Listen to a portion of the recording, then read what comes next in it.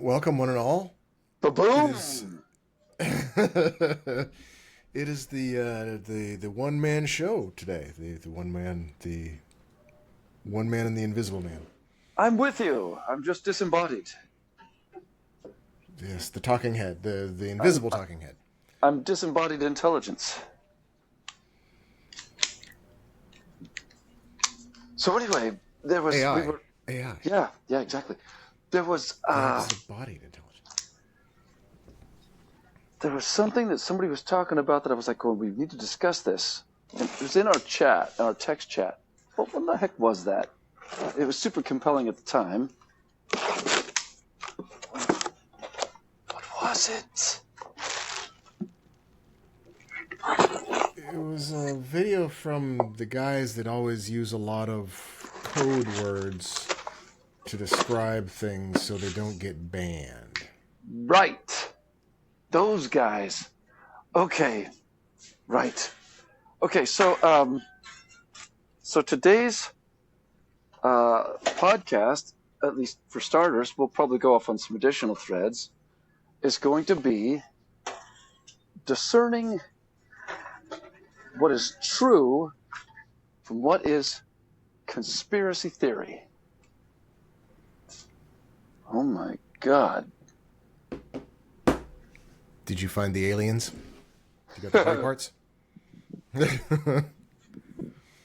I found some shit. Shenanigans. I have too. I'm a little low energy today. That's okay. I'm moving shit while we're going at this, and Okay. so Dad has been having some problems with constipation, and I gave him some laxatives a few days ago, and I've been dealing with the fallout blowout. yeah. So I hope that wasn't a little too on the nose. no, it was right on the nose. There's just a lot. That's what I mean, too on the nose. Yeah. There's a lot of poop about, or was. Yeah. I've been dealing with some shit. So That was on the nose too. yeah, I'm a little tired. That's okay. Between your tiredness and the fact that I'm only just being able to talk on this instead of show my shiny face, which is particularly shiny right now because I'm breaking a sweat out. We is a don't thing. have to do this. We could do this tomorrow. Or Oh another day. no, we have to do it. We have to do it now.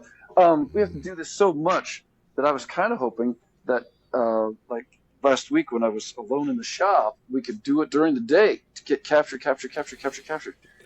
And that's mostly because I love talking to you, and I'm not being facetious when I say that. It is good to catch up and talk about stuff. Not a lot of people talk about it. Not a lot of people are interested. These things need to be talked about. And it's not that we're trying to change our minds or your minds or my mind or anybody's mind. We're just trying to understand.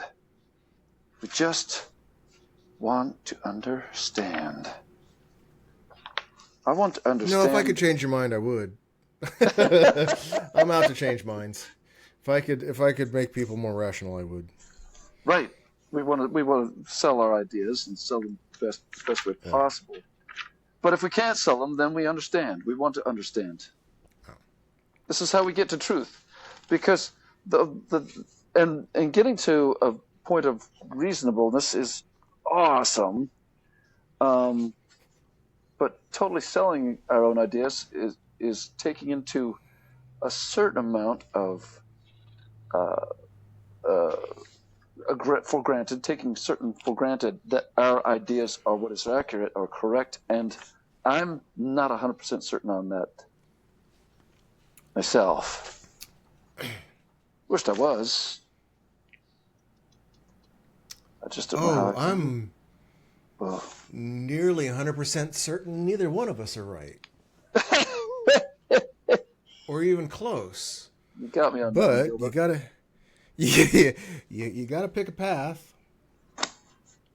A I course of action. suppose. Pick a path, a course of action, Yeah. and actions are what we do, and this is all about trying to figure out what to do, what best to do, what to do, what to It's do. like, yeah, it's like politics. You have to always just try and pick the least bad.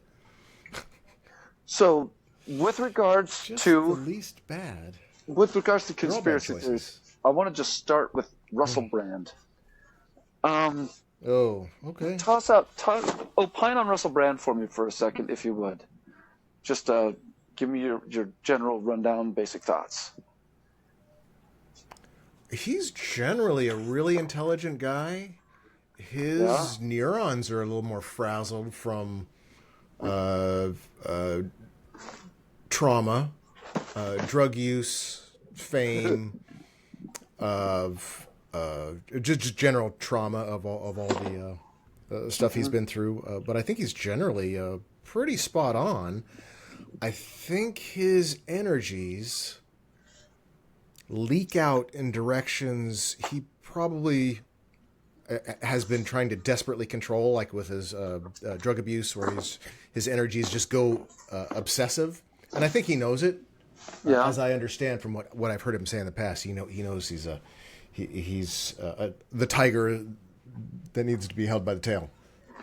Now, he is a converted. I don't know what. I don't know if he would call himself Christian or not, but I know that he is converted into God fearing. So, do we? I mean, being atheists, or at least for all intents and purposes, essentially atheists, do we give him a pass on that, or do we just have to say, well, now you're pretty smart, but you were on the right track before when you were atheist, or at the very least, not so freaking up God's ass, and now you've bitten into the nut bar a little bit. How much of a pass do we give him? That is one of my constant struggles. Nutbaggery. Yeah, one of my constant struggles is That's why I mentioned with it. belief in nutbaggery. Yeah. I mean, I'm sure I believe in some nutbaggery, but I generally don't. You'll at least to subscribe to that nutbaggery. I need some solid evidence for nutbaggery to be true first, and I try and be a little more strict with my evidence than someone said so, or someone's cousin felt something in a basement, so But ghosts the bottom line or is nobody has been able to present you with enough solid evidence, or even enough of a sales pitch to have you going, okay, I'll go into this God thing. Right. Now, the other thing that I try and balance out is not just that.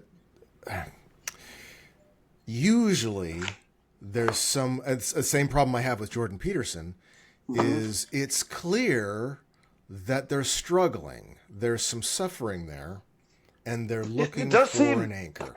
It does seem that, doesn't it? It's almost like you can identify something that they themselves are not totally identifying, and obviously somebody who is 100% God-fearing would totally fly by them, give them the flyby, but somebody who's on the other side of it is going, wait a minute, I feel like I've seen this before in myself, and I recognize that.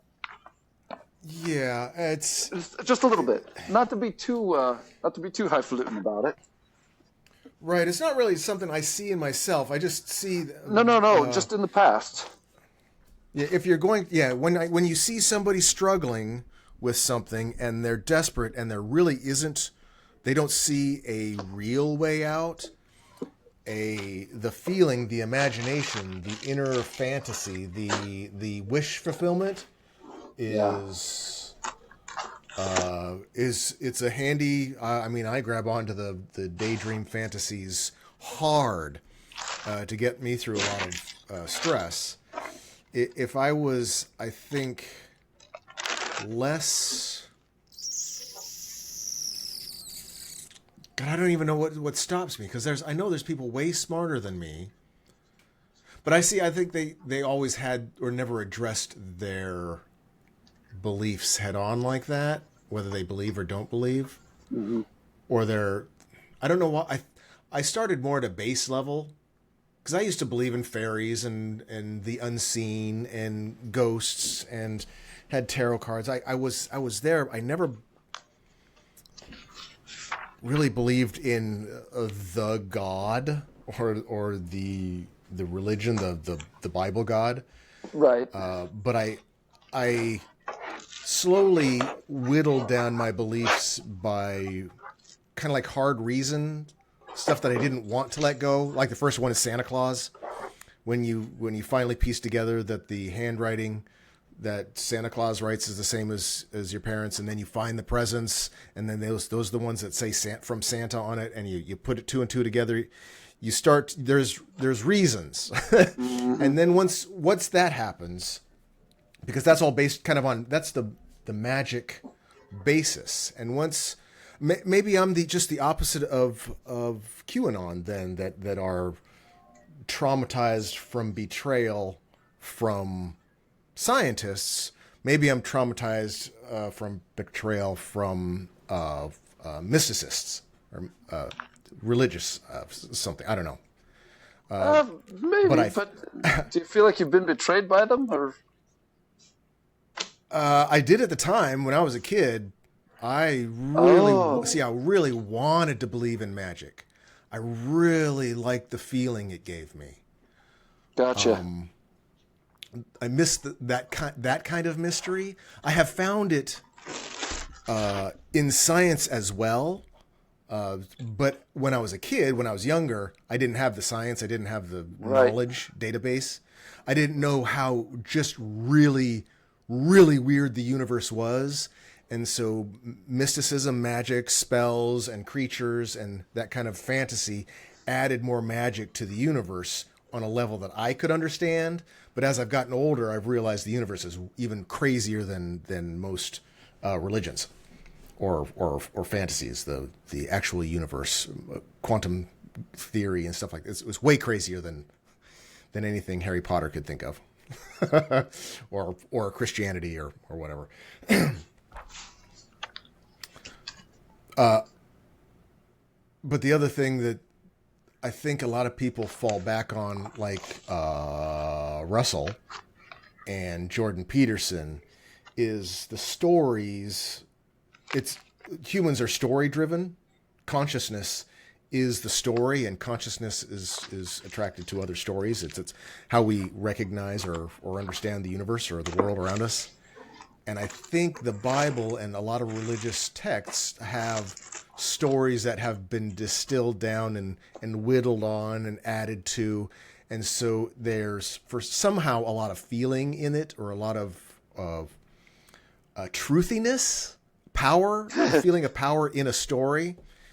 Because it's a well cultivated, long held story of the most obvious human tropes of psychology that you can find. It's the most basic bitch kind of psychology book. If you take all the magic, if you don't believe that wizards and elves and unicorns and talking snakes and spirits, if you don't believe those are real, then it's a story. It's like one of the first Marvel stories.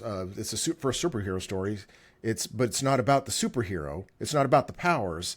Even we recognize that in today. It's not about the power in the Marvel universe. It's the stories that having great power allows you to tell. So I think the Bible has a lot of influence still over people that way. When you're in a damaged or traumatized state, there's something you can grab onto. Boogity! You're going for a ride. Yeah. I've got to leave the shop and go find something real quick. If I take my phone, I won't lose Bluetooth connection. So, Oh. Hopefully that wasn't. So we were talking about Russell Brand, right? So that was all about Russell Brand. I think he's fighting some demons, and the books that has demons in it is something you got attracted to. He's Here's already one of my questions with regards to Russell Brand. just simply Russell Brand. He, on his videos, is to a large degree Or DeGray. I'll take DeGray. talking a lot about.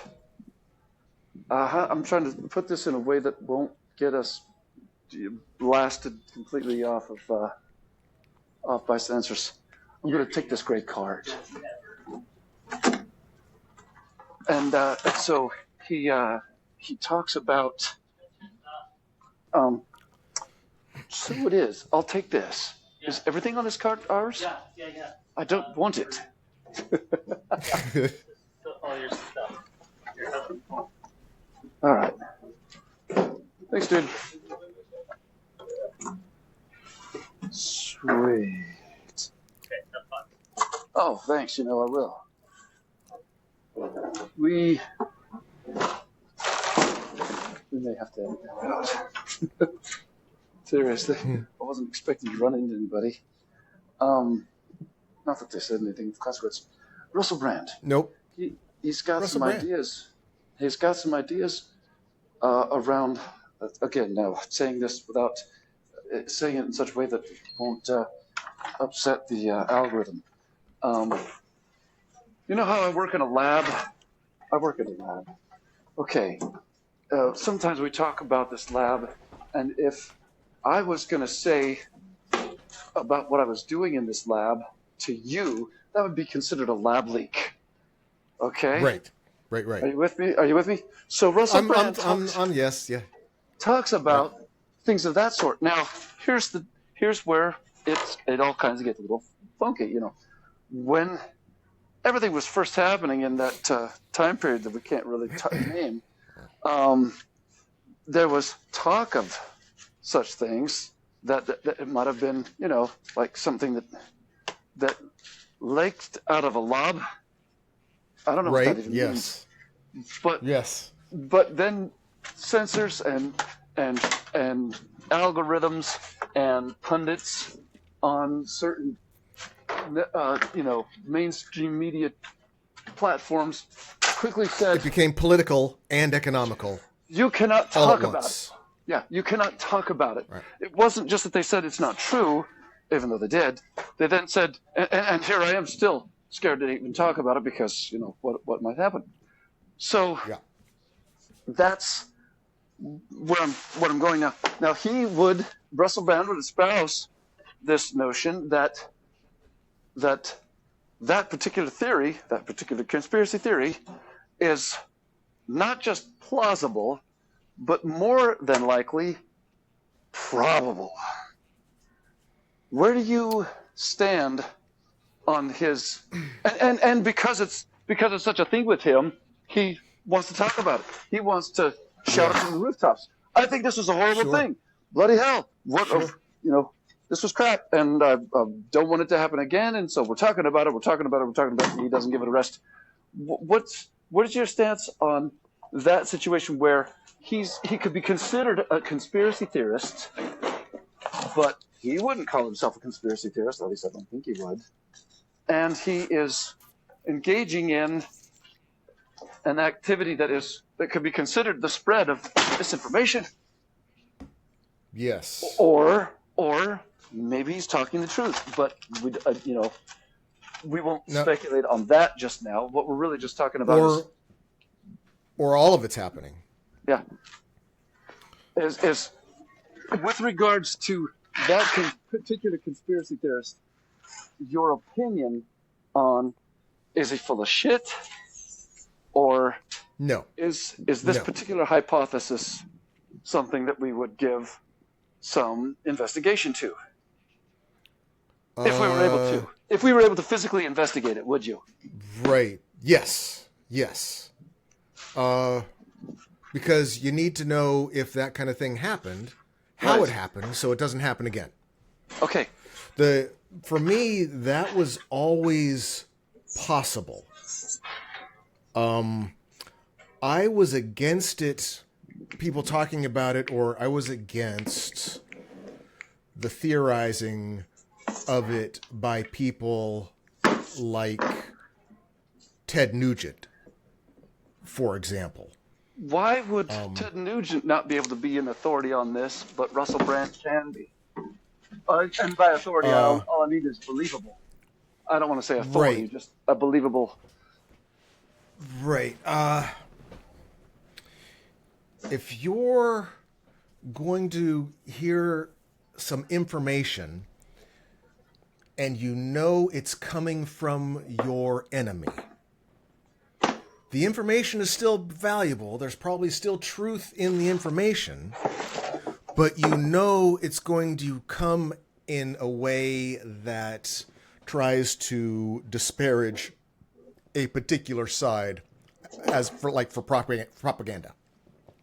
So there's going to be a bent to it. And so when someone like Ted Nugent gets on a scientific topic, like what happens in labs, it doesn't come out as there was an accident or a leak or a leak of the thing happened.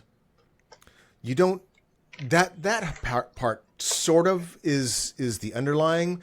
What is yelled is that it was nefarious. It was designed specifically, and this is going around today, and have been for a while, specifically for a certain sect of believers, that it was designed to not hurt them, but hurt, say, white people. This is the stuff, right. So the conspiracy isn't the possibility or the chance, the statistical chance of something leaking versus something just oozing naturally. There's probably 3, 4, 5 other possibilities that you could talk about, but really the most likely is you're going to get the oozing, the natural oozing, or the leak. And that I was perfectly down with. But when you start to propagandize and listen to people that aren't authorities, it gets real muddy because of, not because of the facts, because of the feelings. Are you down with the fact that the research was going on? Gain of function research. Are you down with that? It's going on there, here, everywhere, of course. And unfortunately, it's going I'm assuming it's something you would prefer it wasn't going on, but it's going on, so you just kind of go, well, fuck, I don't have any control over that, so I guess we better... No, I do prefer it was going on. What I would prefer is that it isn't necessary. I would prefer that we didn't need to know that information. I would prefer to think that, gosh, I've got some antibodies and that will work against all disease and I'll live forever. Well, why wouldn't they... Unfortunately, it doesn't work like that. Why is gain of function a thing? Why can't they just work on the antibodies? Why are they working on gain of function? Because you need to know what to work on the antibodies for. If you have a basic bitch virus, well, you know how to prepare for that, right? You know what to do with the basic bitch. But if there's that same basic bitch goes to college, it's suddenly a whole new bitch, right? Yeah, but you got some. As in gain of function. I mean, gain of function is not necessarily trying to make a prediction of what could evolve in nature, is it? Not just. I mean, seems like this is where the conspiracy starts to come in, is where you're injecting nefariousness into something that, for a lot of nerds, especially science nerds, there was nothing. I didn't see Oppenheimer, so I don't know the whole story, but I'm quite sure there was a lot of nerds that were just trying to fuck around and find out because they thought it was cool, and then once they started finding out, they freaked out. You didn't actually have to see Oppenheimer to know the story of Oppenheimer. Well, yeah, grew up sort of with it. So it doesn't have to be nefarious, but anytime you're talking about an unknown contingency or agency or an unknown how something came to pass, and one of those ways could be construed as an intention. As you probably are quite aware, humans love to sow intention into everything, including gods and plants and cars. The car is an asshole, right? So there's intention behind a car that's squirrely, or a device that's not working. And then you put humans into it, and of course you're going to put intention into it. So the intention was what I had the conspiracy issues about. The facts that we are doing the experiments, the facts that there are reasons to do the experiments. Everything else after that is you're making up stories and justifications. Probably in sometimes a good way, sometimes nefarious things happen, but sometimes it's just accidental. So my beef with it is the mysticism and not the facts. Okay. So does that make sense? Did that make any sense? Sure, that's fine. That's pretty good. So Russell Brand is probably only a researcher. It's not like he is in a place where he can physically lay eyes and see things that are going on. But sure, he sure can do some research and probably has people who do lay eyes on, see things, telling him of stuff that he then curates into his shows that he puts out for the purpose of, telling everybody. We got to tell everybody. Sure. Now, you're awakening so oneness. always keep in mind, if you're dealing with celebrity and exposing and stories, you're also going to have a huge amount of people that are going to lie and make stuff up. Sure. And you have to you have to be able to tell the difference, and you have to be critical of all of it. The people that you want to believe and the people that you absolutely do not want to believe. You have to be critical of all of it. What you're talking about here, very interestingly, is any given person's motive to speak, any given person's motive to open their mouth and talk. And you and I resemble that. We have a motive for opening up our mouth and saying whatever it comes out. And some people's motives are okay, and some people's motives are, So, but and that's for everybody to ascertain. And in fact, for somebody who is passively, and I say that not by virtue of passively listening, but just passively taking in whatever they are listening to, and that could really be an indicative of situation of somebody who is, say, you're not so mature, somebody's a little bit younger. For instance, just tossing this one out there, the whole reason I grew up as a theist, obviously, is because I had it rammed down my throat from a young age. Very, very, very young age. A sinfully chronic young age, right? Yeah. That was the only reason I grew up believing that there was a God, and could not shake that belief until well past my mid-20s, mid-late 20s. You had 30s. Your information of reality curated. Mm-hmm. There was an intention to curate, to program you for that exact thing. Yeah, there was some bad, and some of it was probably not even bad. Some of it was just they thought they were doing the right thing. So intention doesn't have to be even nefarious. It wasn't just wrong. But I was immature. I was young, and so I didn't listen with a lot of scrutiny. I was a passive listener. With maturity, with a little bit of life experience, you became a way less of a passive listener. And in fact, I would wager that it's exactly how it works, because eventually you're going, okay, I've heard this stuff before. I've heard somebody spouting this flat Earth conspiracy before, or I've heard somebody spouting chemtrail conspiracy before, or I've heard somebody talking about God before, and I've got my own beliefs on that, and now we can have a discussion. So maturity is going to, life experience and maturity is going to make it so that there's probably a lot less of that whole passive listening, and you're way less influenceable. Okay, by an influencer. So there's all that. Now, let's talk about somebody who would purport to have been there and actually seen it. And I'm not talking about anything that's particular now. I'm just talking about whatever it is you might be talking about. Whatever conspiracy theory du jour you want to talk about.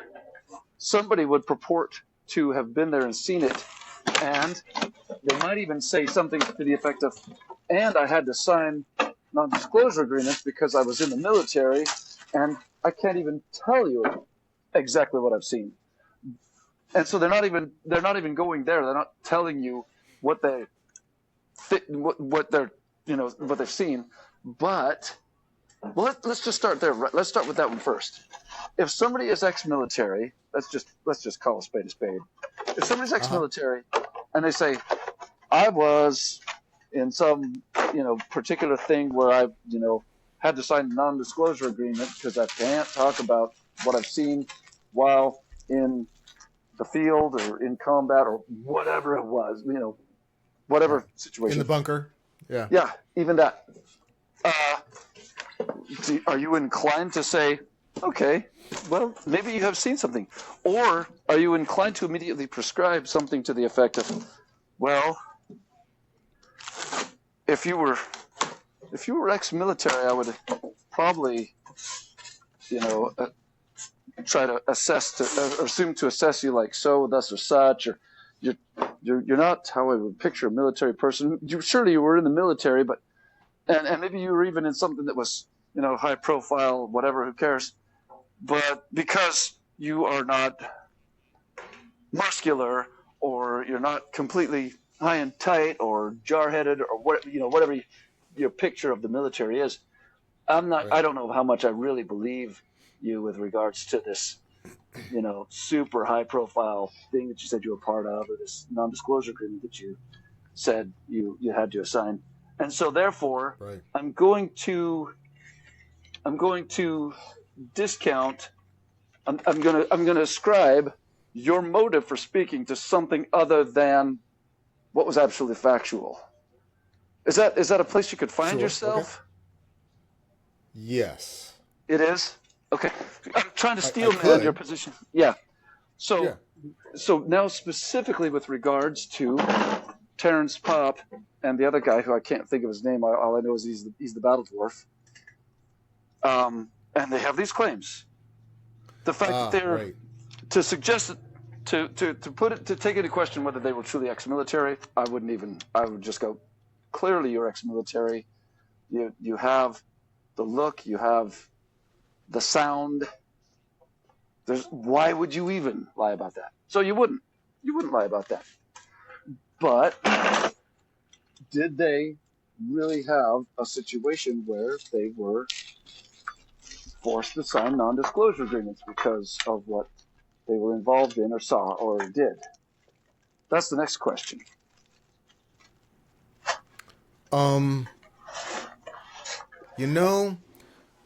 Someone can make themselves sound extremely important. And mysterious. I think it's like mystery from the dating thing. The pickup artist used some of this also. Yeah. Oh, it was in, what was it? The Arnold Schwarzenegger movie where he was a spy. But anyway, True Lies. You can make yourself sound true lies. Very important by saying, I have information, but I can't talk about it. Yeah. There are people after me. So I signed an agreement, and they would come after me. Is that something? And suddenly you're the man of mystery. Yeah. And you can infer anything you want to that. Would you give some notion then that the possibility that one or both of those guys is wanting to sound more authoritative, I should say, more authoritative.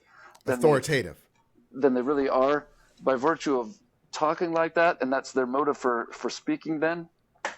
Absolutely. Both of them, and everyone that is able to use that, is going to use it as a way to feel important.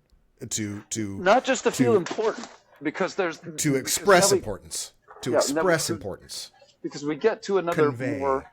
Yeah, there's something more important about this. Not just the fact that they should feel important, or be perceived as, mysterious or however they want. Their stated mission is a noble one, I believe, and I totally believe in it. Their stated mission is to try to help ex-military, particularly those with combat experience, to deal with their PTSD in any way other than, turning in their meat suit. They're literally trying to curb suicide. And I think that's totally It's a good mission. That's a good mission. Yeah, that's totally laudable. There's only one demographic anywhere on the planet that has more suicidal ideation and suicidal follow through than male to female TG, and that one single demographic, I'm talking per capita, right. That one single demographic is post-war veterans. Right. We send them off to war, something that I think is horrible. They come back, and a lot of them just cannot continue with life, and they end it. Yep. Not good. Yep. That is. I think we can all agree that is bad, very bad. And a noble cause.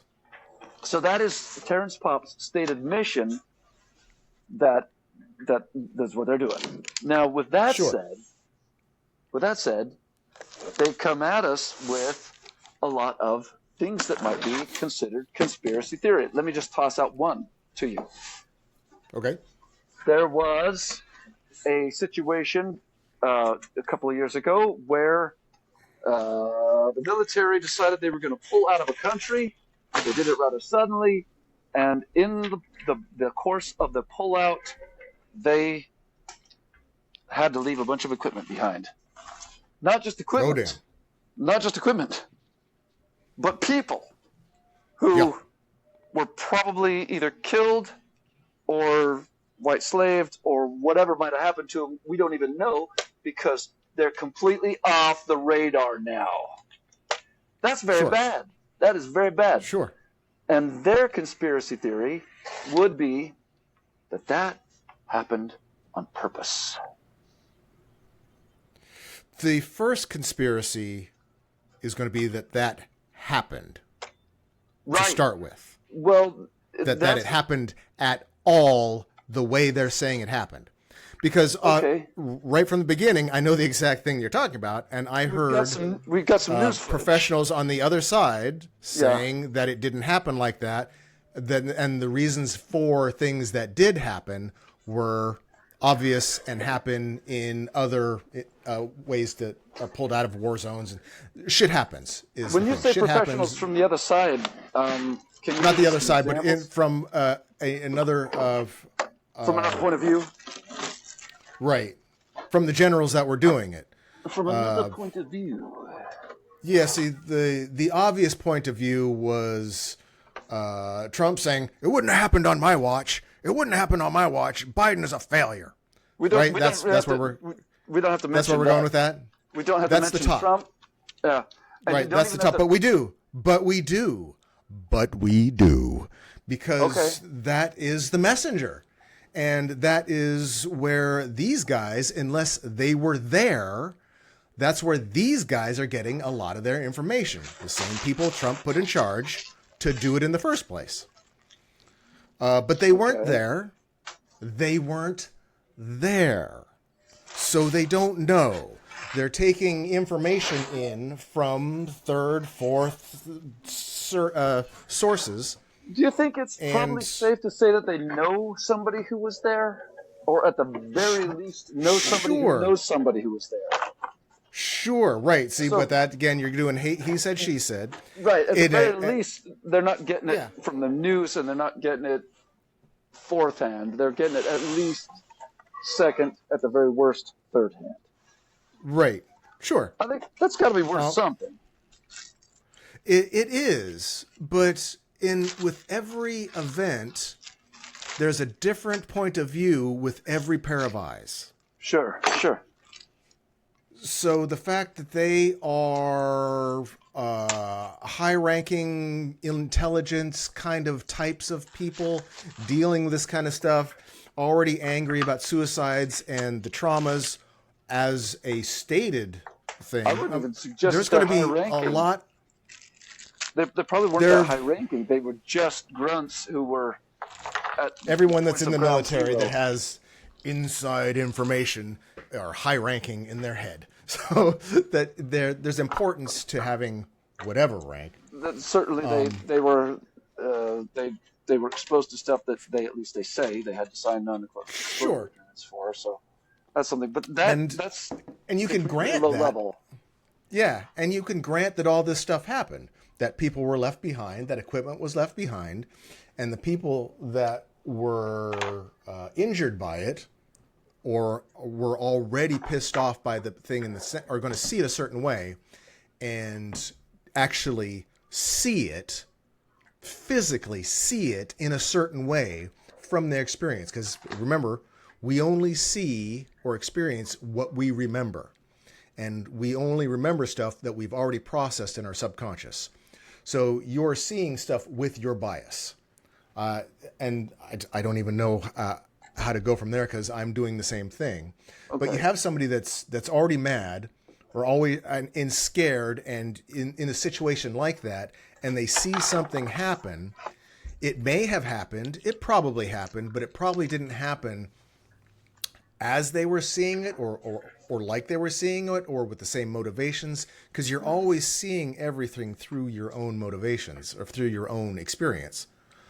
And so you can get someone that was abandoned versus someone that was just, you need to hide because we can't get you.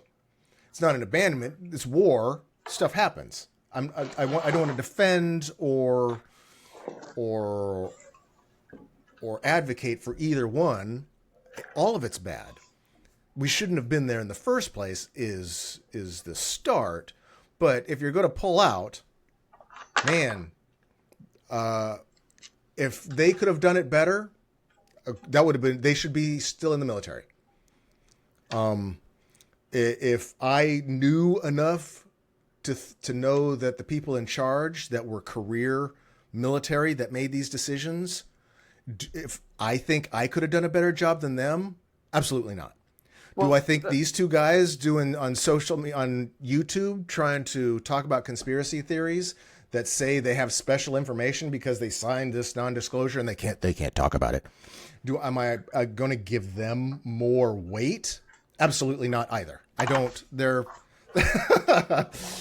It's good to talk about, but they don't necessarily know what they're talking about. And when you latch on to conspiracy, it gets weird. The whole thing about the conspiracy is only that. I mean, yes, you start with, did it actually happen? And the answer to that is, well, we've got the footage from the mainstream media. I think that's fair enough to put that to bed. But that's not even considered a conspiracy theory because everybody says, okay, we pulled out of Afghanistan and it was worse than pulling out of Vietnam. Okay, yep. So that was put to bed. But now the conspiracy theory of, and they whoever they are, did it on purpose. That's the conspiracy nefarious theory. Yes, that's the conspiracy. That's the conspiracy. Intent. And that's why I'm going, what does somebody like Terrence Popp thinks he knows, or maybe he really does know, that would say, I'm going to, hint at this conspiracy theory, or maybe he even just outright says that one, and that sort of thing, or what? Now, and it probably wouldn't be that difficult to find somebody on YouTube who is retired military, or possibly even not retired, but who was there. I mean, surely they haven't silenced everybody. I mean, I'm talking about somebody who is actually there. Sure. But one of the reasons why this is such an interesting little thing is I was watching a recent podcast from Trigonometry. You know those two cats, those two English cats? They had a girl on. Yes. Who, I don't know if you saw this particular podcast, but they had a girl on who was ex-military, she wasn't actually at Afghanistan during the pullout, but she had served in Afghanistan and was discharged with acute PTSD. And they were talking about her acute PTSD. Her essential her final summation, I should say, with regards to, or I should say her opening argument, because it wasn't a final summation, but she ended up with a final summation as well, is that it was just Afghanistan was completely inconceivable with regards to what they were doing while she was there, and it sounded very much like Jack Nicholson at the end of A Few Good Men. You can't handle the truth. Handle the truth. Yeah. Yes. You can't handle what was going on over there. And I'm going, you know what? I totally believe you. I'm not going to doubt you for a second there, sister. Yep. She spoke with an enormous amount of authority. What was her motive for speaking? Or what would you speculate? She's on the other side of PTSD. I shouldn't say on the other side of it. I'm sure she still deals with a ton of shit. Mm-hmm. Because, I mean, I don't know at what point in your life, at what point in your continued maturity that kind of shit ever goes out of your brain. Probably doesn't. Never, I just couldn't imagine it could, because, you know, I wouldn't for me. It would stick with me. Yeah. I still wake up with cold sweats every now and then remembering selling cars at Rathman Chevrolet. Yes. And perfume. I remember the cringe of perfume in the little baskets they send you with selling the bottles of perfume. Oh, right. I have to just calm myself down and say, "Oh, you're out of that situation now," and nobody remembers it, and nobody knows, nobody cares. So just move on to life. You're in a good place now. Oh yeah, I am in a good place. I have the same self-talk, and it was the thing that's profound about that only is that the whole Rathman Chevrolet experience was meant to be an experiment. It was an experiment in learning how car sales and sales ancillarily even works. And of course, you know, it's brutal manipulation. And I came out of that almost traumatized. You know, if I was a stronger person, I wouldn't have cared. But because I'm a soft soul, you know. You could almost say I came out of there with PTSD. I don't want to water that term down because it means something. Traumatic. It was traumatic. It was just horrible. That's all. It was just, oh my God. Car sales. Yeah, car sales is a den of vipers and thieves. And it's self-imposed. That's what that just can't stand that. But I had to know. I looked behind the door and was like, "Oh God, that's horrible. What are we doing?" Good God. Don't forget, I saw you jump off the bridge, and you said, "Come on," and I just leaped on after you. Yeah. So. And thank you for doing that too, because I'm if your friends jump off a bridge, will you too? Apparently so. Apparently, I jump off the bridge if my friend does. Watch your shit, man. Watch it. Gotta be more careful. More careful. Be more careful. Yeah. So anyway, this girl was 1 degree from the Afghanistan pullout, as in she knew people that were there during the pullout, and she was probably more or less, in a roundabout way, confirming everything that Terrence Popp and Battle Dwarf said with regards to their conspiracy theories. And nobody ever just comes right out and says it. They just don't come out. But they hint enough at it that you're like, oh, okay, let's see what's going on here. I think I'm reading between your lines, and it's enough for somebody like Terrence Popp, who I think thought that the military was good for him. Believes it, and it probably was, with the exception of the fact that it, gave him a semi-permanent disability. By semi-permanent, I mean that it's permanent and it's only betrayal of trust still happened though at a level in an institute that he believed in. Yeah. Of course he's going to be bitter. And this That girl, happens all the time. Yeah, and this that goes girl along with also my has theory with the disability. QAnon. Go ahead. This girl also has disability, permanent. So that's a thing.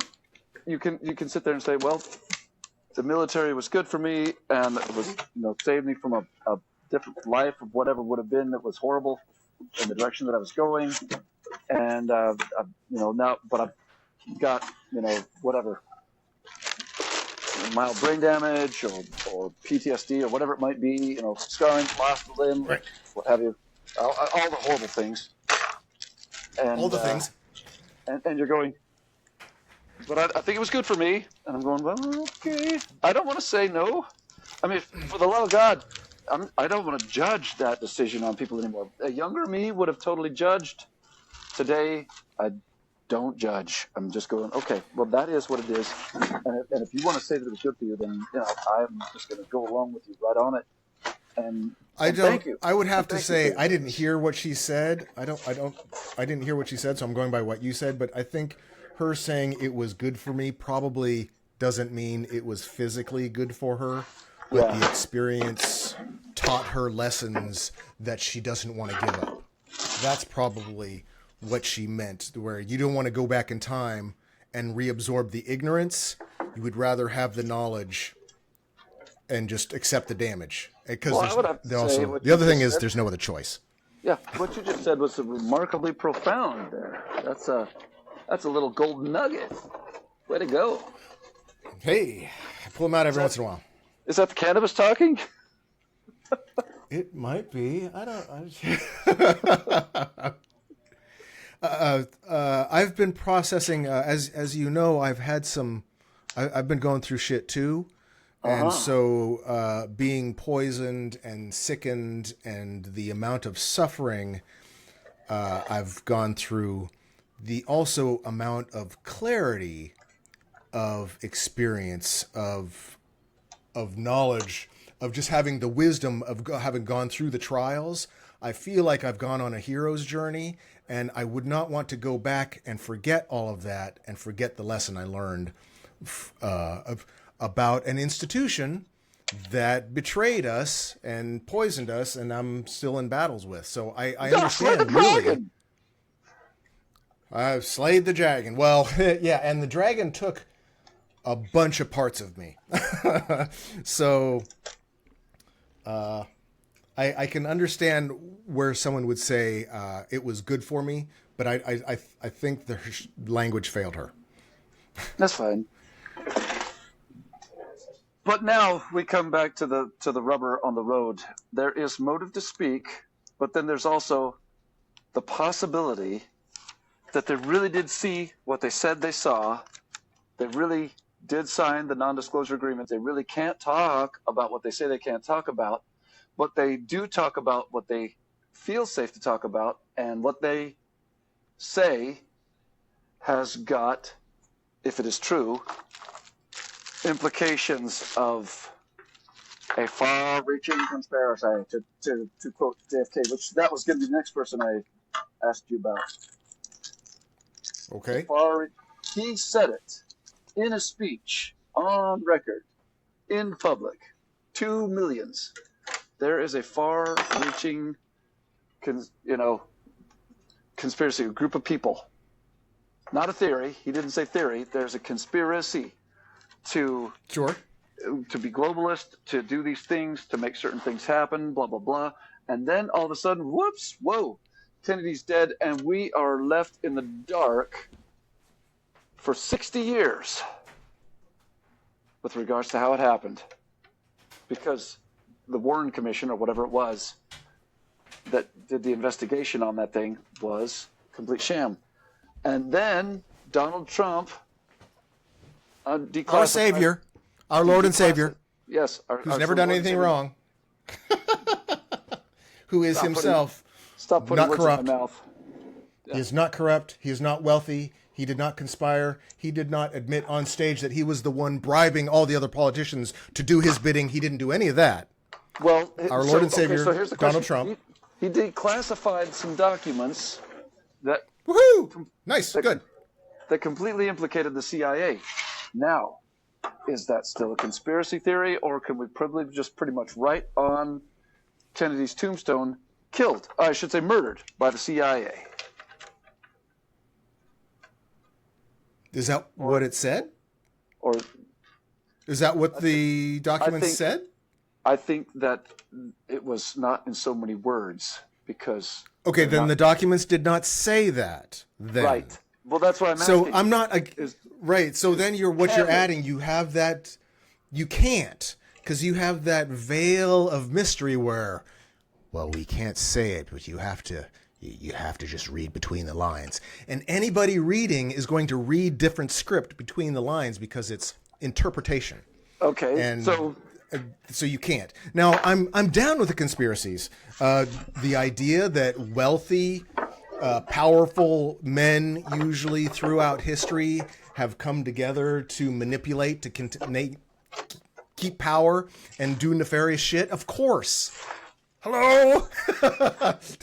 That's not a conspiracy. That's Tuesday. That's just the way it's always been. Well, then that issue give me an example of something that might be considered theory by some that you think is just Tuesday.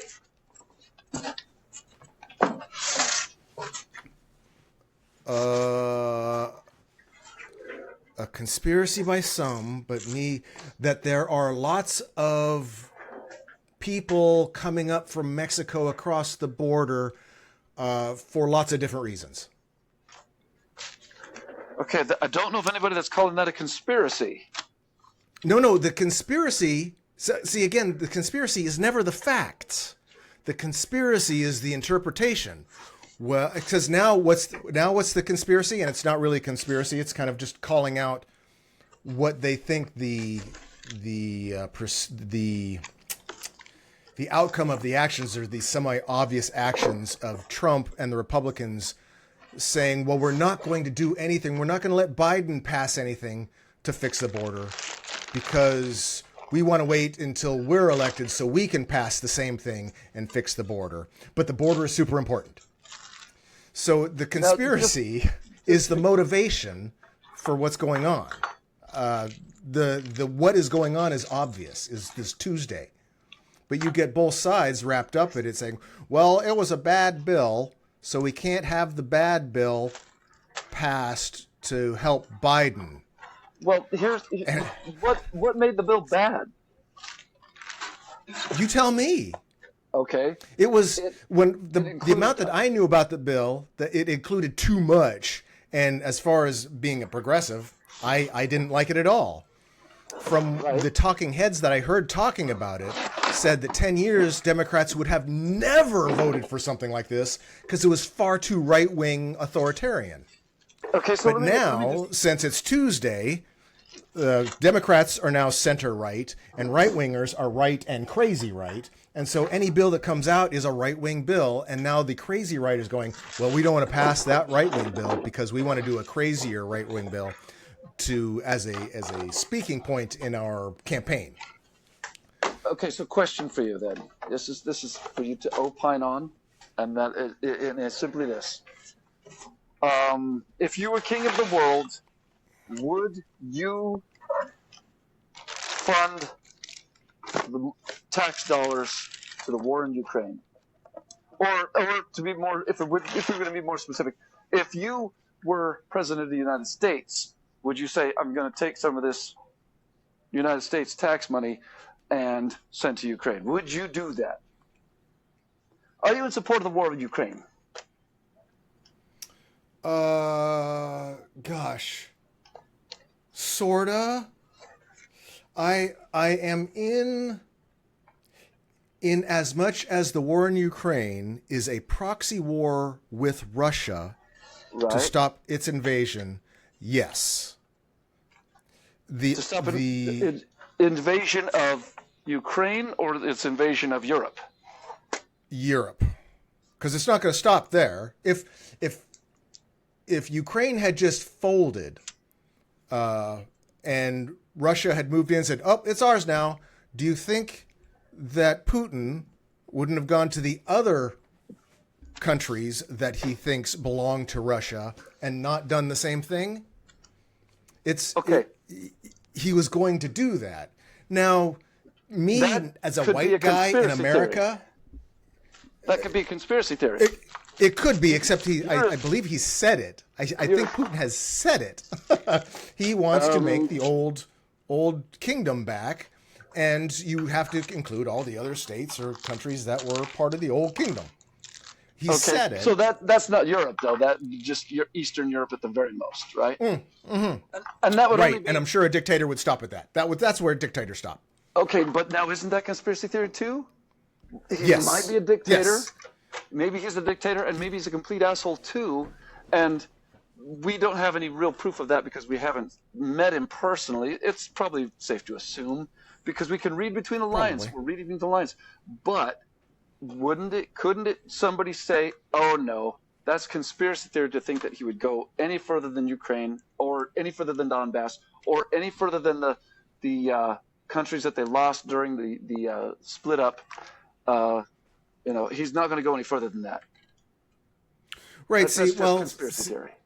At some point, I guess it's not, because that's not conspiracy theory.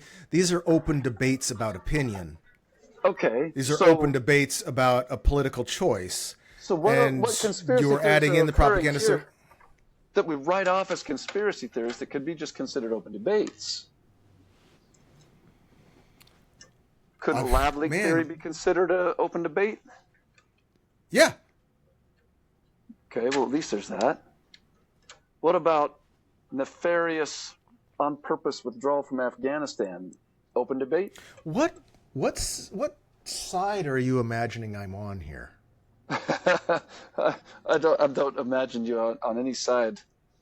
I have an idea. I have a very good idea of where I think you're going to answer these questions. I'm asking them for the purposes of our two listeners. I think the whole thing is a shit show. Two monkeys getting together to try and make a buck is a conspiracy. Two monkeys with guns and power trying to make a buck and making decisions is a conspiracy. It's all conspiracy. Did the military fuck up and do something wrong, pulling out of a country we shouldn't have been in the first place? Sure. I don't think there's any cap for incompetence. But suggesting it's because Democrats or suggesting it's because conservatives or Republicans, that's where it gets, tribal. Our side. They're not even going partisan on this particular conspiracy. They're just saying somebody that was part of the powers that be wanted Afghanistan to have that equipment. Wanted literally the Taliban to have that equipment. Is that hard to believe? Now, the logistics that I heard, and it's the same logistics that I hear about other battles where equipment is left, or other occupations where equipment is left, is that not only is it too costly in just fuel to fly back a Jeep, for instance, it's also costly in manpower in exposing the people that have to move that equipment. And in moving the equipment, you're projecting your intention. So there's lots of logistics reasons to just abandon equipment. Now, I've seen MASH. I've seen military movies where there's always the slimy fixer that gets the brandy for the captain and the prostitute for whoever. It does all the behind the scenes fixing and makes money. The face from the A-Team. There's sitcoms and action shows all about that character. Could a character like that wanted to leave a bunch of equipment and tried to arrange it? Man, almost without question. Do greedy little monkeys want to make money off of war? Do monkeys want to make money off of war? I wonder. Could it be an American that was doing it? An American wanting to make money off of war. That's so weird. That's the conspiracy. Well, No question. It gets deeper, though, because now it becomes a question of, is that greedy little monkey in the White House? An actual shape-shifting lizard from under the crust of the earth. Well, now you're reaching, but isn't that a salient question to ask? Is that greedy little monkey in the White House?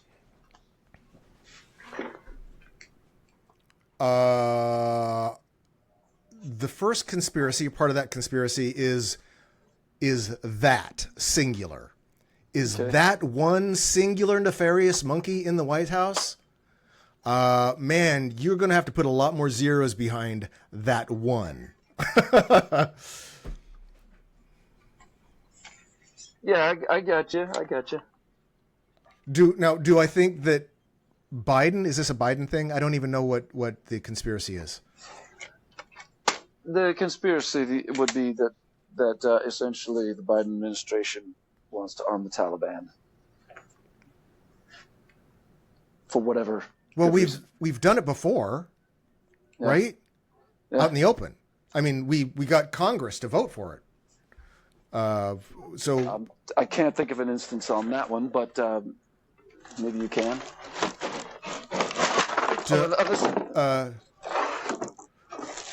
We've done it several times. Arm the enemy of our enemy. That's America. Hello, that's democracy. That's democracy at work. That's fucking Israel right now. We're giving them the weapons to bomb the shit out of somebody. So that's every weapon we sell. Do I think Biden tried to make an extra few bucks? Or what was Biden trying to do? What was his incentive for? What was his profit motive? Right.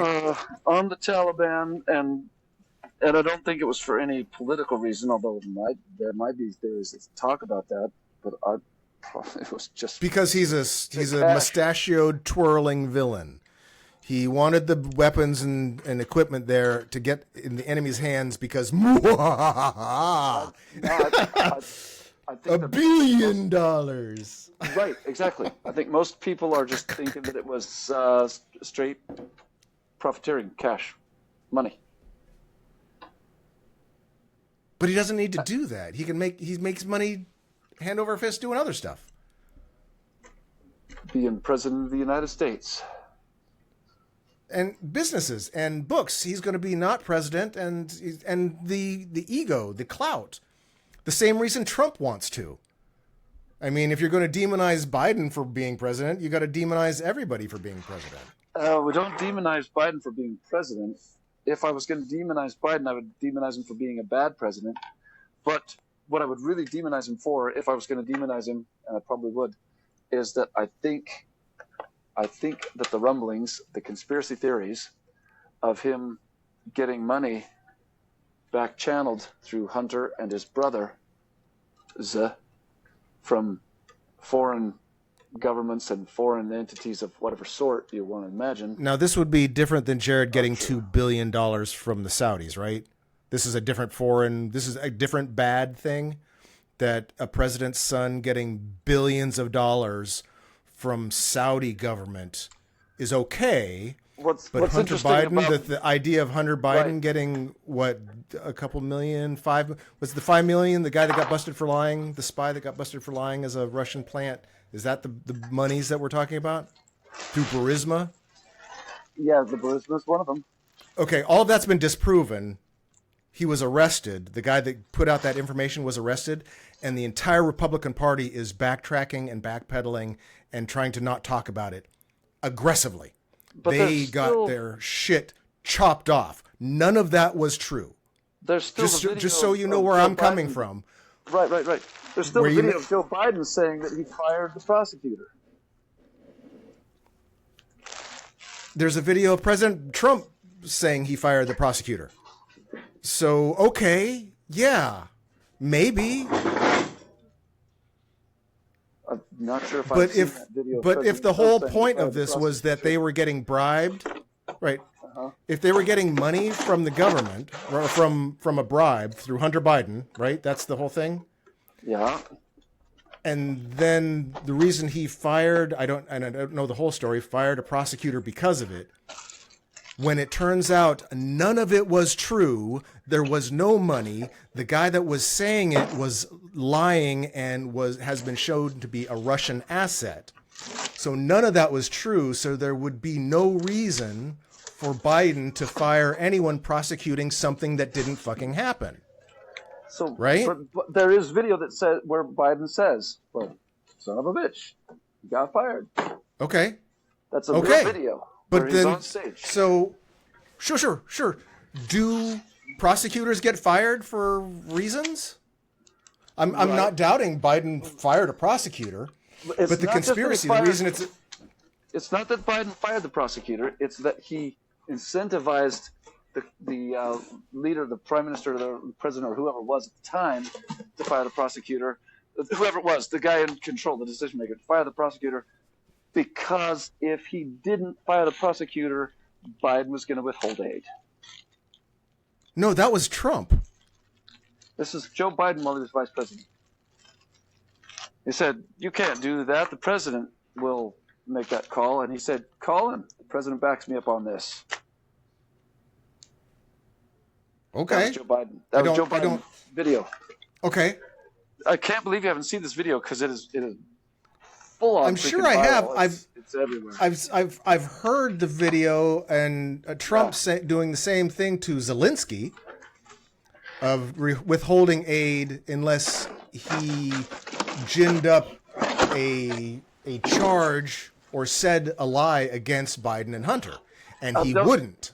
I remember hearing the audio tape of President Trump and Zelensky. I don't remember there being a withholding of aid on that. I could be wrong. Right. But it was definitely a situation where there was some crazy shenanigans that went on with Joe Biden getting this prosecutor fired. Could you look into that for me? Sure. And that phone conversation got Trump impeached. Right, because he was withholding aid.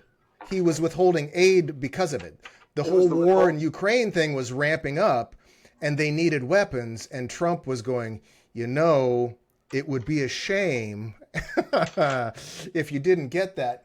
All I need you to do for me is this Hunter Biden thing. Can you do me a favor? And now I'm okay. That's bad. See, I'm not discounting either of those. That's bad. And if Biden did that for a nefarious reason, then that's bad. Again, I don't feel like that is what came out in the impeachment, that Trump was holding money over Zelensky's head to do this investigation.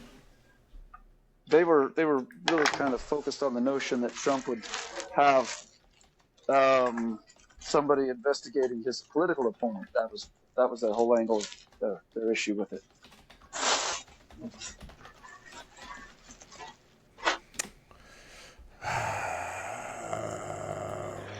If it had been within Trump's power to withhold aid from Ukraine, I wished he'd had. Frankly, that's my humble opinion.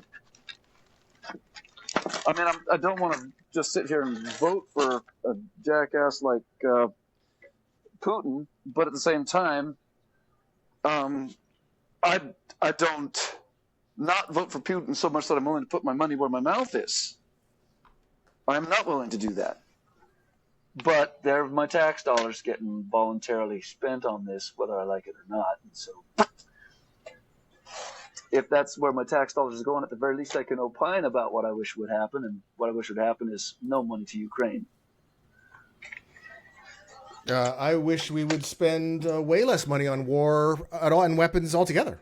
Bingo. We've got homeless vets to worry about in this country. We've got just homeless. We just got people. We've got people with diseases dying that are totally curable because they can't get insurance. Universal health care should be immediately instated. Medicare for all. Just by way of putting myself on the record, I don't agree with universal health care, but that's one of the issues that Sean and I will discuss at some point. What was it? Of all the 36 countries that have had it for generations and generations, it's just It's so terrible that not one of them has gotten rid of it. It's weird. Yeah. All the countries with universal healthcare, this none of them ever get rid of it because it's so bad. I don't know how sustainable it is. There's something else happening on the topic of universal healthcare. Not to go off totally on another thread, but we've kind of exhausted this particular thread. I don't believe any of it, and I believe all of it. Yeah, Everyone's it was a actually, shit. It was this girl who was on the Trigonometry podcast. Now, just to be totally clear, she was in the Canadian military, not the American military. And that's where she was. Her You could tell because she had a slash for a mouth and her top of her head moved when she spoke. Yeah, gotcha. But she was actually pretty hot, but and in her mid-30s. But that's neither here nor there. She's talking about the latest thing going on in Canada with their universal healthcare system that is not hitting the mainstream. And it is disturbing as hell. And that is... Is it as disturbing as what's going on here? Medically assisted suicide. No, I wouldn't say that. Medically assisted suicide? That's what's disturbing? Only because it has reached a super high scale. And what I mean by that is it's not just a situation where people are going in and going, I just plain out want to die. It's not that kind of a thing. What they're doing is they're going to the hospital with a malady that is possibly, treatable, but also very expensive. And for all intents and purposes, outside of the scope and purview of their socialized, medicine system.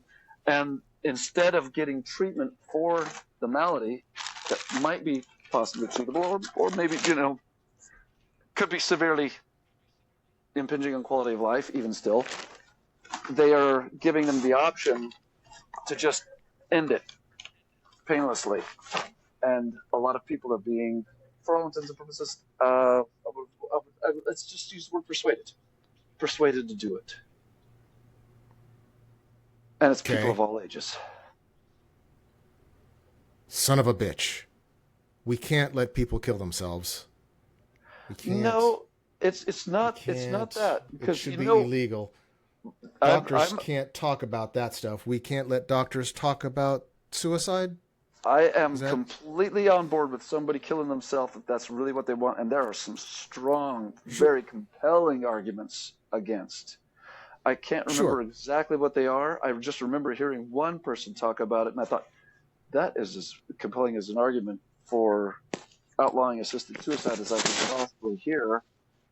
And it wasn't enough to sell me, but I just said, I don't think I could argue against it, other than, well, it's still their right. It would have to be their right to end it. Yeah. But that's not what we're talking about here with this MAID thing in Canada. It's not like that. It's a situation where it's the nefariousness. It's something nefarious. Just imagine you've got cancer and you go into your doctor and he goes, I'm not saying imagine. I'm saying imagine that this is what happened when you went into your doctor. Because here's one treatment plan. It involves 3 years of chemotherapy and a bunch of other crap that you're going to totally hate, and everything else, and 3 surgeries and a chemo port delivery system and everything else, all this crap. Or we could just go ahead and do it all right now and put you out of your misery. Would you opt for that?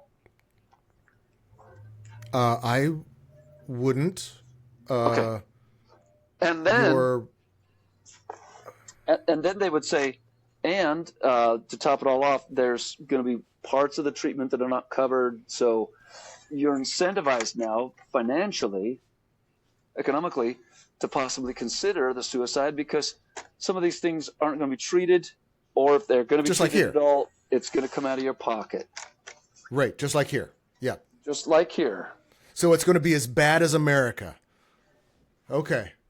Do you want to kill yourself because the health care you're going to get is as bad as the health care you're going to get in America? That's not a good argument, Paul. You're not selling what I know you're trying to sell. All right. If you don't feel like it's a big problem, that's cool. I can totally dig it.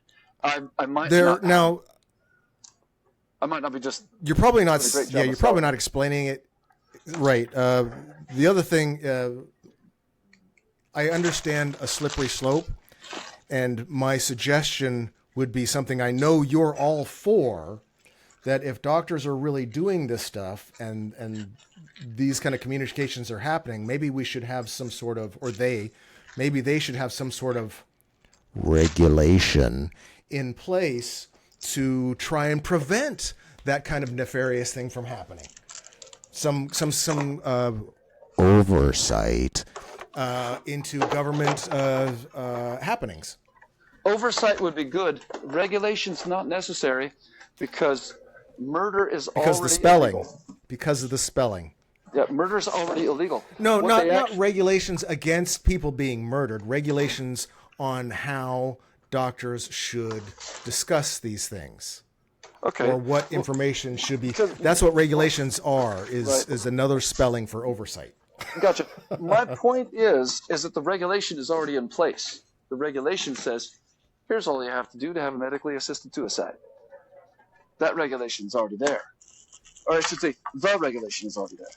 What they would need to do is just maybe restrict a little bit of the ease on that particular regulation so that it's not quite so commonplace. Although, again, I'm not as up in arms about this sort of thing as, say, our girl from Canada is. She's making it her mission to make it, bring awareness, raise awareness for it, Right. and make it a thing. I think I would have to take a step back at this point because I don't know what she said or what her experience has been, and how much get a second, watch that podcast. She didn't say very much. It was only something that she mentioned kind of in passing at the very end after she had talked about all of the craziness of being in the deep shit. Craziness of being in deep shit. In and the in deep passing, shit. In the war. In passing, she said, "Oh, and our doctors are murdering people." This is where I'm putting my energies now. Yeah, that's basically how it worked. Yes, yeah, that's in passing. Yeah. Uh-huh. She may have a biased opinion. Let's assume she that may she have does. a friend. Yeah. I don't know, man. I don't know if any of that's true or all of that's true. I would probably, if I had to guess, probably some of it's true. It's not the first time that I've heard people rumbling about it, but well, sure, but I went through with the whole Dr. Kevorkian trial in Oregon. There was people saying the same thing, all up in arms. We can't just let people. They'll be coerced and there'll be bribes, and insurance companies will get screwed because people get insurance on people and we can't even get health life insurance if they're going to kill themselves. That's the same. This is the same argument. Yeah. Or the same hysteria that we've both already experienced decades and decades ago. And so I guess I'm kind of like, meh. Okay, well, bring some light to it if it's happening, if it's bad. I'm right with you. Exactly, I'm right with you. I'm mostly just bringing it up because it was an example of another essentially conspiracy theory that somebody who could possibly be thought of as authoritative on the subject was espousing. What is their motive for opening their face and saying it? What are they trying so desperately to say? There's whole communications degrees on this topic. And the reason people say stuff is varied and always mixed up with narcissism and power and ignorance and everything that makes up humans. And so good luck. Good luck with that. Well, good luck yourself. The point about this whole thing is that in order to listen, not passively, in order to listen critically, in order to listen with a mind to trying to pursue the truth, we have to take into consideration a person's motive for speaking. Sure. That Which is super was important. criticism is the basis of my existence. Yes. Well, I'm not saying that you have to do that, although because I know you do. I'm just saying for our three listeners once again, the motive for speaking has got to be ascertained, and only then can we objectively then we could never objectively. We can never objectively make a judgment. Right. Well, we do our best. We are the subject. It's we're us. Still biased. Right. We're still biased. Of course. But we do our best. Everybody says that. I don't know if I'm putting out my best. You don't? Oh. No. Of course you do. It's all right. It's all right. In 20 years, I'll probably get to say, I told you so, and I'll feel so empty.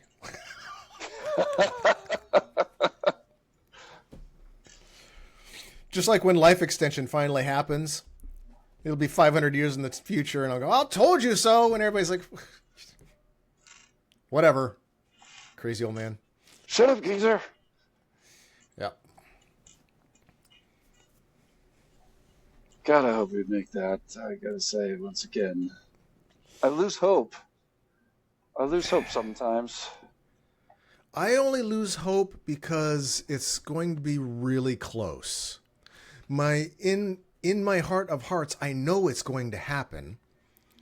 Or the technology is doable to make someone stop aging in all meaningful ways. Right. It's just whether we will be here for it. Bingo. That was always the age-old wonder. I'm starting to be more and more sure that we're going to at least be here for the dystopian part of it. I'm watching megacorps form. I'm watching some of those megacorps, a lot of those megacorps, make robot armies and design the AI to man them. I'm watching more and more megacorps and governments putting weapons on drones that don't necessarily have to be manned.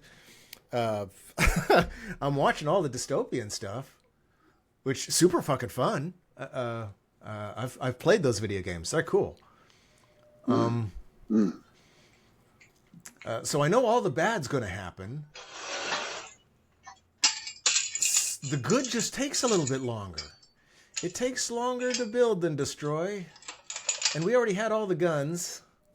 And really, America in particular, but humans in general, we like to have weapons. We like our weapons. And so and the other thing is we like our porn. And we also like, some of us like to pretend we don't and be self-righteous. So porn, war, and self-righteousness, I think, are the driving factors going into 2024. And it's going to be a show. It's already a show. It's a show. The good parts, though, are still happening. They're just not as flashy. The good parts don't feel as good. What was the thing I was I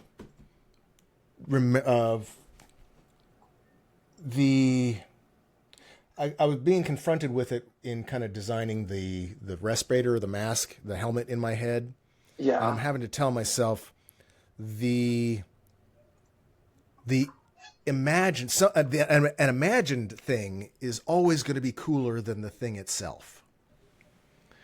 So we imagine, or can imagine, a lot of cool things, like life extension, being able to cure aging or reverse your gender on a genetic level. We imagine all the cool things, but the imagination I am over and over confronted with is the imagination is always better than the thing itself. Did you ever see or read Altered Carbon? It's a I don't book think that series. was one that. Yeah, I don't think that was one that landed on my desk. Yeah, if you have Netflix, Altered Carbon, the first season was really good. Anyway, second Oh, one it was made it into a show. yeah, the two seasons. Sweet. I'll take a look for it. And of course, it doesn't compare to the books, but it's really close generally to the books. But it takes the whole idea of life extension and cool technology, and it does the same thing that The Boys did to Marvel, to superheroes, where Yeah. the fantasy of superheroes is great and godlike and they're helping. The reality is they're still just selfish hairy monkeys like us, but now have superpowers, and how screwed up that is. Altered Carbon does the same thing for life extension and technologies.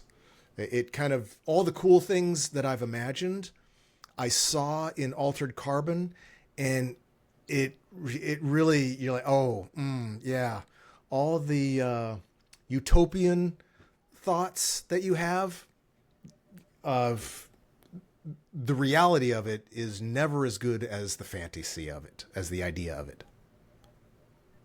So I keep getting hit in the face with that over and over and over. But guns are always fucking cool. I'm even though I'm a super left progressive, I've carried guns. I think guns are cool. I don't want a video game where I don't have cool guns, right? I think it's right. It's super important to just keep in mind that they're tools. Tools and weapons can be the same thing. Guns. You can argue that guns are the only tool that does exactly what it's intended to do, which is projectile, something into something. But it's still, I mean, if you don't appreciate it as a tool, then just go ahead and try to go do your hunting with a bow and arrow, or or a atlatl, or a sling and a stone, or try to just run up on that deer with a knife, or run up on that deer with a rock. Yeah. But hit it on its noggin. Yep. Or defend yourself against that bear or whatever. Or fetishize it. Fetishize it in all your propaganda and sales. You could do that too. A tool that's not fetishized, really, is it being used to its full potential? No, you got to make a fetish out of it. Yeah. I mean, you have to explore all the aspects, and really that's what America's doing. It's trying to explore all the options and not leave something out. Was it Churchill that said America gets it right after it exhausts every other avenue? America gets it right. Was it Churchill? I don't know if that was Churchill. Or maybe that was it Churchill for sure? Do you know, or was it just somebody? Oh, I don't know. Some other cynic. After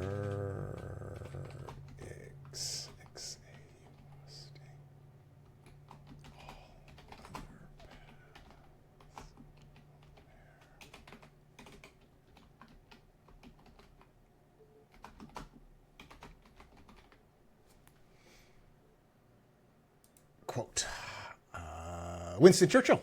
Yeah. God bless him. You can always count on the Americans to do the right thing after they have tried everything else. He was. So I got the quote kind of right. Some awesome nuggets. Bless him. It was kind of funny, and brutally true. Yep. I don't now.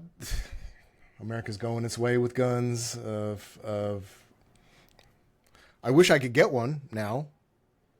Sadly. I can't, but c'est la vie. Oh, that's not good. What's stopping you exactly? Is it finances? Medical marijuana license. Medical marijuana license precludes you from owning firearms?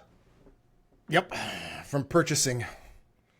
And prevents me from having a concealed weapons permit. Well, I'll be damned. Which I know in Florida isn't legally required anymore, but I'm not going to carry a concealed weapon without an actual license.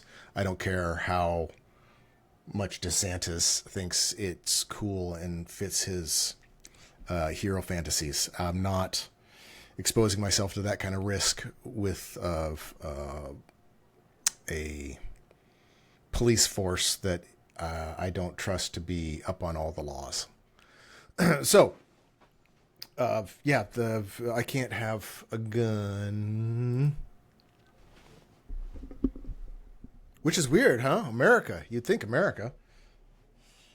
Yeah, it's America and DeSantis and right wingers think state rights. States' rights should be, so if it's illegal in the state, you should be able to do it. But that's not how it works. The idea of a thing is never as cool as the thing. States' rights until it doesn't agree with them.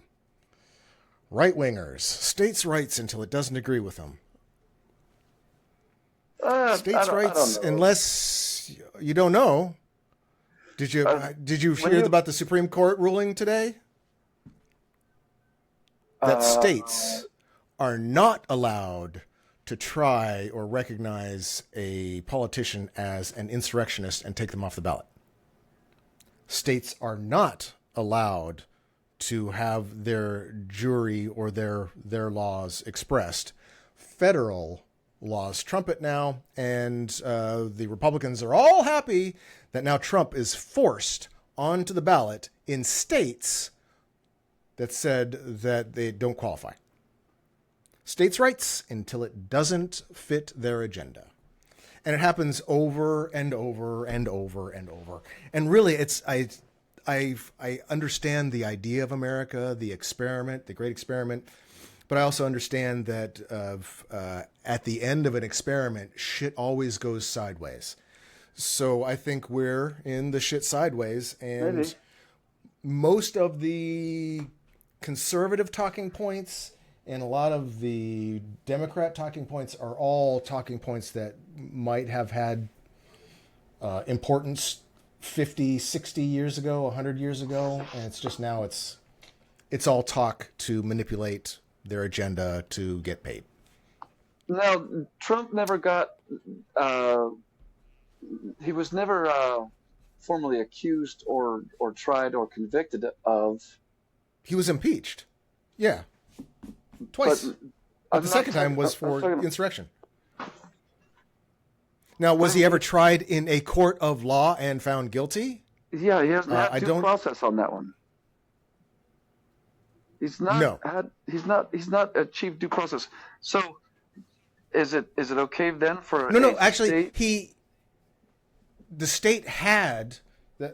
I am wrong. I was kind of going along with that. No. Colorado had a trial, and a judge found Trump guilty of insurrection and liable. So what the Supreme Court would need to overturn that particular, and that's what they did today. Judgment. That's what they did today. They not only did they overturn that judgment, they said no states can make a judgment on someone running for president on the basis of whether or not they had an insurrection. So your states are not allowed to try an insurrectionist now. I mean, yay for the right wingers. They get Trump on the ballot. I guess yay for freedom of something. States' rights. I mean, you decide. I don't know. I don't know. Was President Lincoln considered right wing? Or would you consider President Lincoln right wing? Or was he left wing? He would be more progressive at the time. Okay. I think. I don't know everything about Lincoln. I mean, I used to 100 years ago. But being a slavery abolitionist is, I think, in my book, gets you pretty left wing back in the day. Isn't it? Doesn't it? And I know there was a point where the Democrats, air quotes, Democrats and Republicans were on the opposite. The Democrats used to be the conservative party, and the Republicans used to be the progressive party until they switched at some point, and the Republicans started leaning into religious kind of arguments for, was it slavery? I don't know what it was, but there was at one point Democrats and Republicans shifted between conservative and progressive. And so Democrats are laughably seen as left-wing, and right-wing Republicans are the right. So I don't know how Lincoln plays into that, but I'm going to forgive him a lot for doing the whole anti-slavery thing and putting down the South, Confederate Nazis. Because Lincoln clearly was not about states' rights with that regard.